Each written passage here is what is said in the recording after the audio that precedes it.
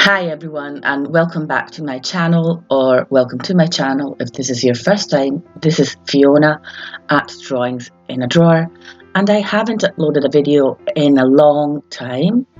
This is like not a new thing for me. I tend to be quite random here on YouTube and I'm not very consistent. So here I am back with a new video, and I'm not going to say what goals I have, like saying something like I'm going to upload a video every Friday, but yeah, there, I've gone and said it actually, so maybe it's a good opportunity to hold myself accountable and try and keep this promise that rain or shine, I will be posting a new video, watercolor related video mostly, here on YouTube every Friday.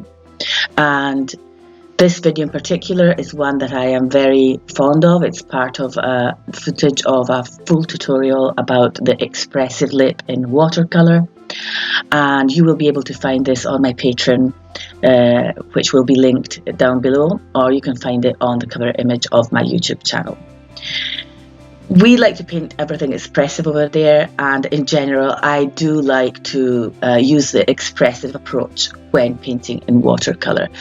And I believe that one of the reasons that I fell in love with this medium head to toe is because of the interaction of water and pigment and all the beautiful organic shapes and lines and edges that it creates on paper or on canvas, if you choose to paint on canvas or on some sort of panel, which is also an option when it comes to watercolor.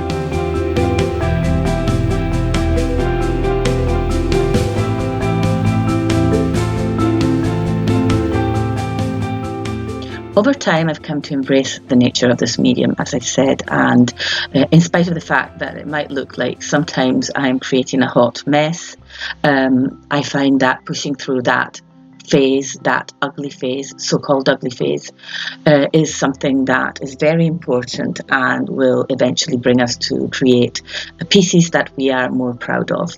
I've recently been painting individual parts of the anatomy, like the hands, the lips, the eyes. The eyes is something that I love painting, and I find that when you are painting these individual parts of the human body, you are allowed to go even more expressive, because you wouldn't honestly paint a whole face and have extremely expressive lips or extremely expressive eyes and ears and chin and hair, because that would really end up looking a bit messy at the end.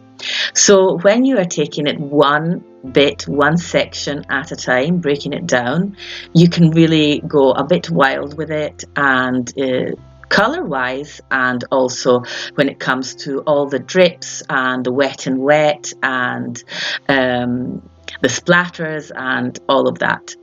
In this piece, I used one of my favorite pinks, which is Rose Doré by Winsor Newton, and I really like this pink because it is very delicate, but at the same time it's strong and powerful enough to add that pop of color to the areas where you're using it, which in my case would usually be the cheeks and the lips.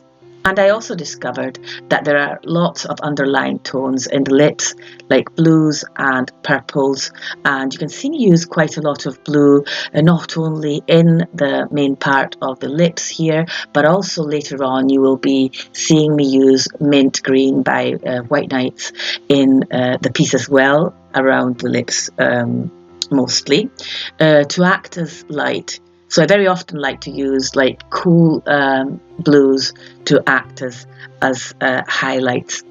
I also found in this piece it was very useful to use the bristles of the brush when they were dry, or almost dry, to create the little creases that are in the mouth, and that really worked well. And it was something that I just kind of accidentally discovered while creating this piece, and that is part of the process, I think, that you eventually stumble across something that you hadn't thought about, you hadn't considered as a technique, or you hadn't used it in anything similar up till now, and then by chance you just randomly discover something new that really works well to create a certain aspect of whatever it is you're trying to paint. And for me in this case was using this silver black velvet round number 8 brush. And I think I will be doing this again in the future, using the almost dry brush to create the creases in the lip.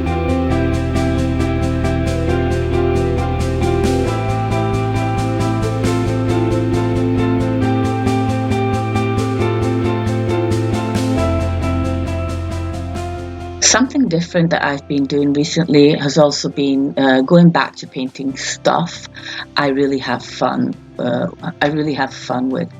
I used to paint, well, not always, but in the last year or so, maybe I was painting things that I thought people would like to see, rather than trying to evolve in my journey, in my artistic journey.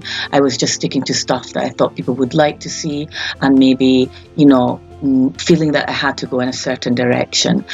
Whereas I am now, in the past few months, I have decided to just start painting what I really enjoy painting and experimenting with new things as well. And I feel that is essential to stay in love with your artistic medium, whether it be watercolor, oils, acrylics, or whatever it is that you do to express your creativity.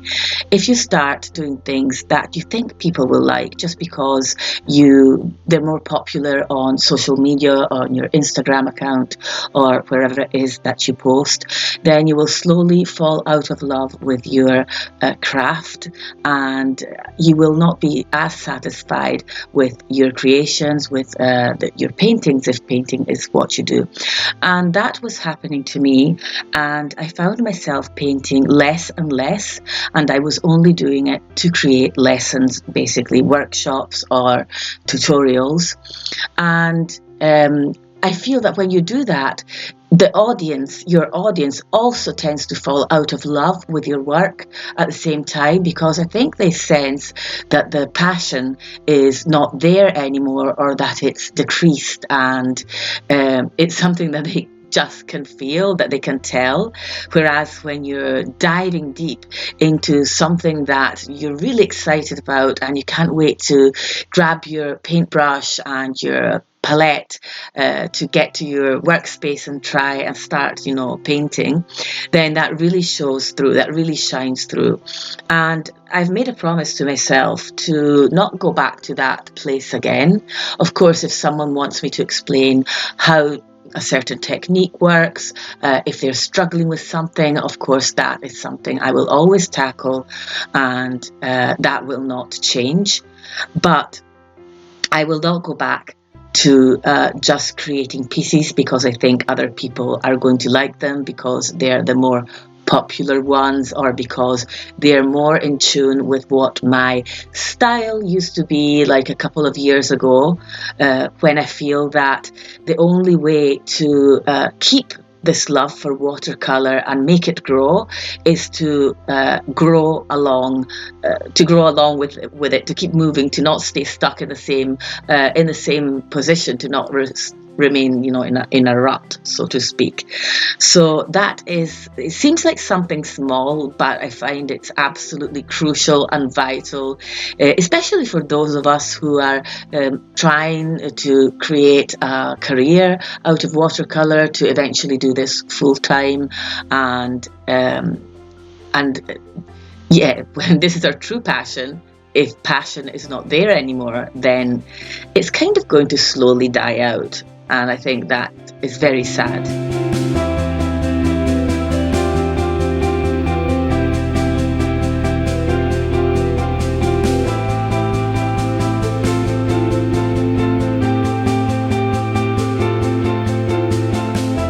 I will have a list down below of everything I used for this piece, the colours and the materials. Right off the bat, I can tell you this was Winsor Newton Hot pressed 100% cotton paper.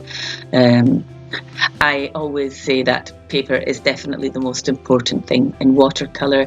So if you're just starting out and you feel that your watercolours aren't what you want them to be, then very probably just make sure that you're using the kind right of paper. You do need professional paper for watercolour.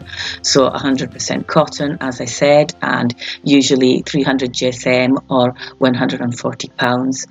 Otherwise, it's just going to be so hard for you to paint on cellulose paper.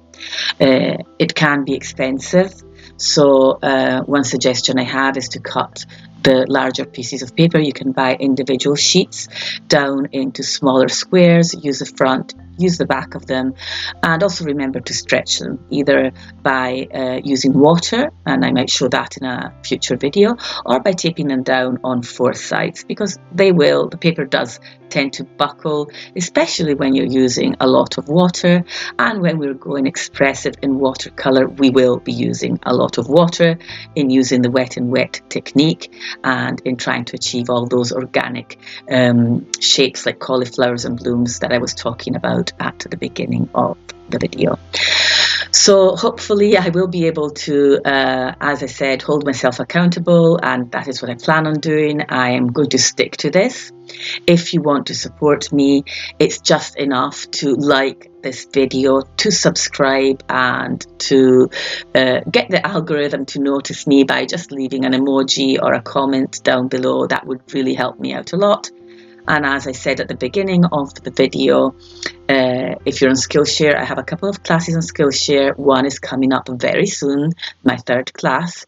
And also at the $5, more or less €5 tier on my Patreon, you can get access to usually 1 or 2 long narrated tutorials per month.